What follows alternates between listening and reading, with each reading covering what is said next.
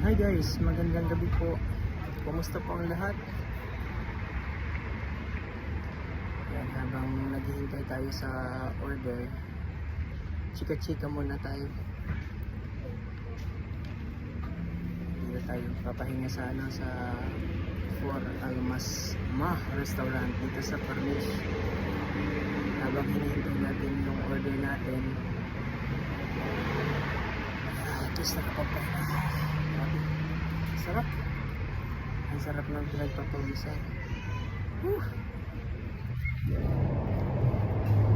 Kaya lamang isa ngayon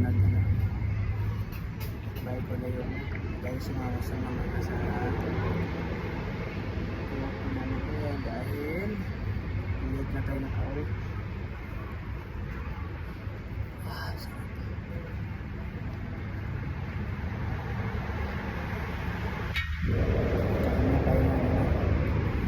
Shawarma. Gutom na yung mga alaga.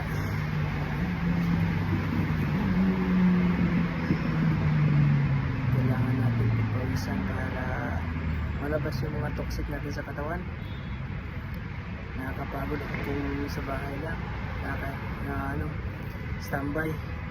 Mas lalong nakakapagod yung wala kang ginagawa. At least kahit pa paano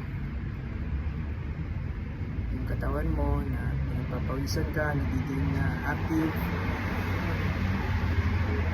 Yun lang ang buhay. Simplihan lang.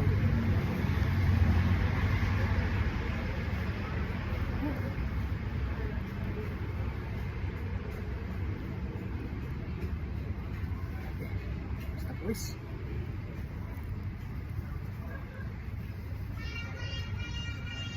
Thank you Lord. Niluto pa naman natin order. Yan ang natin. Bilang isang OFW, kailangan natin magpakatatag lalo na malayo tayo sa pamilya. So, kailangan natin alagaan, ingatan yung mga sarili natin dahil wala tayong ibang kakampi dito kundi sarili lang natin.